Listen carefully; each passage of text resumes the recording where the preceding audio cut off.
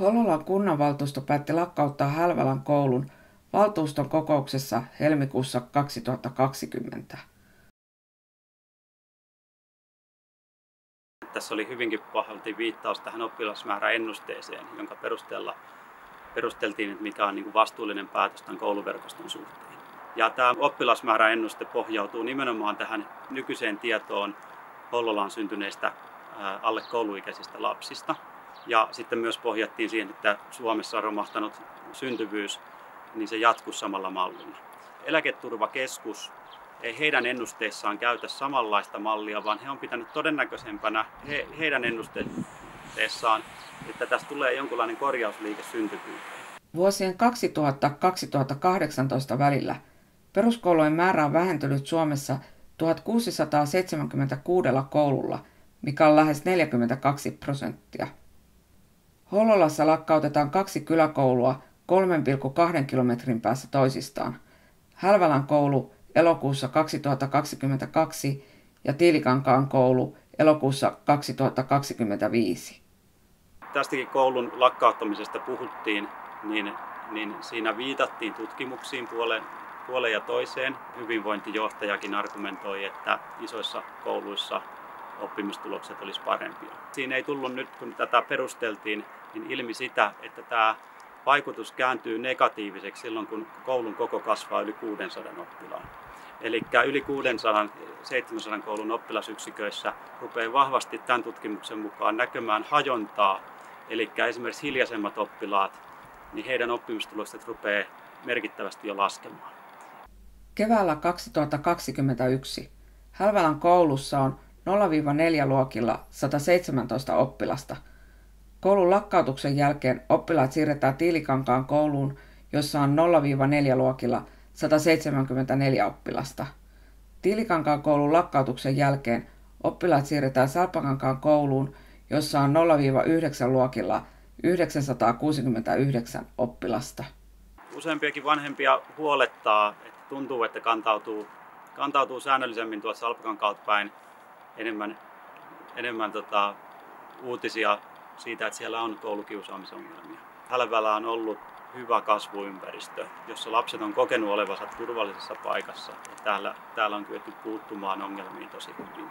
Mä vahvasti näen pienille lapsille varsinkin, että nämä kouluyksiköt pitäisi olla tällaisia inhimillisen kokoisia ja tuttuja, että ne on lähellä kotipaikkaa. Koulu sijaitsee Hälvälän kylässä, josta on 5 kilometriä Hollolan kuntakeskuksen Salpakankaalle. Hälvälän koulu on perustettu vuonna 1876. Se tieto, mikä on, niin Hälvälän kouluhan ei ole terve. Eli se, että siellähän paljastui homeongelmaa ja muuta ongelmaa. Että lakkautuspäätöksen hetkellä ei ole terve, mutta sitten taas ennen sitä, kun siinä oli suunniteltu sitä lisäosaa ja remontteja ja näitä, niin siinä vaiheessa oli ihan eri tieto. Mutta se tieto muuttui sitten matkan varrella ja siihen oli tulossa 5 miljoonan remontti. Minähän olen kyläkoulujen puolustaja ollut koko ajan ja Hälvälän koulu toki on kyläkoulu, mutta sitten kun mä sitä katoin tavallaan tähän strategisen yleiskaavaan, tähän on merkitty kaikki Hollolan koulut, mitkä on olemassa.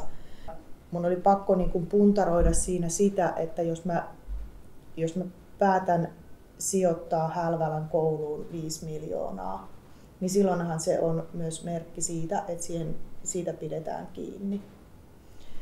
Ja sitten mulla on toisessa kädessä nämä kauempana olevat kyläkoulut. Niin kyllä mä pelkäsin sitä, ja toki edelleen pelkään sitä, että jos me johonkin, tässä tapauksessa nyt oltaisiin Hälvälän kouluun panostettu se 5 miljoonaa, niin se olisi ollut sitten lähtö kyllä muille kouluille. Sitten lisäksi se, että Hälvälän koulu on kuitenkin maantieteellisessä sijainnissa lähellä keskustan isoja kouluja, niin se, että mä en näkisi sitä, että tämän koulun lakkauttaminen vaikuttaa negatiivisesti Hälvälän alueen kehitykseen. Koulussa käy oppilaita muun muassa Vesalasta, Hälvälästä, Sairakkalasta, Tennilästä ja Korpikylästä. Lyhyimmillään koulumatka on muutaman 100 metriä ja pisimmillään noin 15 kilometriä. Koulukuljetuksella kulkee 37 oppilasta. Koulun lakkautuksen jälkeen kuljetuksen piiriin tulee lisää oppilaita. Koulukuljetusten osalta niin nämä sijoitetaan olemassa oleviin kuljetuksiin, mikä tarkoittaa, että matka sinne pysäkille voi olla oppilaalle aika raskas ja pitkä. Ja heidät kuljetetaan siihen Salpakankaalle muiden joukossa. Ja sinänsä ympäristövaikutuksia niin enemmän ehkä katsoisin niiden oppilaiden näkökulmasta, että matkat pitenee ja tulee sellaista epävarmuutta ja ei niin turvallista matkaa.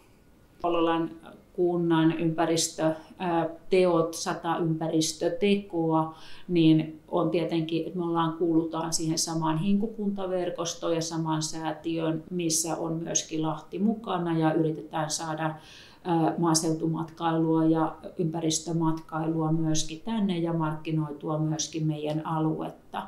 Ja tämä on tietenkin Kankaan alueen haitallinen asia, että täältä lähtee tämä koulu pois. Myöskin ne olemassa olevat asuinalueet tulee kärsimään, myöskin sen alueen omakotitalojen hinta tulee todennäköisesti laskemaan, koska tämä on ainoa lähipalvelu, mikä tällä alueella tällä hetkellä on. Hälvälän koulun lakkautuksella on myöskin vaikutuksia alueen pito- ja vetovoimaan. Meillä on näissä lapsi-ikäryhmissä aina muuttovoittoinen trendi. Meiltä muuttaa nuoret pois ja tulee sitten takaisin pienten lasten kanssa, perheiden kanssa. Ja meillä on se 500 oppilasta, joka nyt on laskettu, että laskee koko kunnassa, niin saman verran on tullut aikaisemmin sisälle. Tämä vaikuttaa pito- ja vetovoimaan meidän kunnassa erittäin paljon, kun me lakkautetaan näitä kouluja etupainotteisesti. Ja kuvitellaan, että tänne ei muuta riittävästi lapsia. Mä väittäisin, että täällä Hälvälän suunnallakin on nimenomaan tavoiteltu ei tällaista kuntakeskusasumista, vaan tultu tänne asumaan enemmän maalaisympäristöön. Ja tosi monella tämä kyläkoulu on ollut yksi merkittävä osa tätä asuinympäristön valintaa. Tämä kouluasia pitäisi mun mielestä nähdä laajempana kysymyksenä tämän alueen elinvoimasta. Se on mun mielestä hirveän paljon työkaluja käyttämättä, millä me voitaisiin turvata, että täällä on niitä lapsia ja täällä kannattaa pitää koulu. Ja että me saadaan sillä vedettyä tänne sellaisia muuttajia, jotka esimerkiksi kuntakeskukseen ei tulisi muuttamaan. Jos Kukonkankaalle kaavoitetaan, Hälvälään tulee lapsiperheitä, niin siellähän on kouluvaraus sillä alueella, että miksi ei sinne sitten panostettaisiin. Ja sitä on sanonut, että siihen sitten kannattaa reagoida myös herkästi, jos nähdään, että sinne tarvitaan koulu, jos tila loppuu tai jotain muuta tarvetta tulee. Toiveena olisi että kuntalaiset saa kuntalaisia kohdellaan tasapuolisesti. Eli nekin, jotka asuu kuntakeskuksen ulkopuolella, niin heille tulee myös ne omat osuutensa näistä palveluista. Hälvälän koulun lakkautuspäätös herätti voimakasta vastustusta alueen asukkaissa. Myös kunnanvaltuutetuista 15 vastusti lakkautusta, kun taas 25 kannatti lakkautusta. Lisäksi 3 valtuutettua äänesti tyhjää. Pyysin haastattelua Hollolan kunnanjohtajalta, mutta hän kieltäytyi. En myöskään saanut kuvauslupaa Hälvälän kouluun sen aukioloaikana.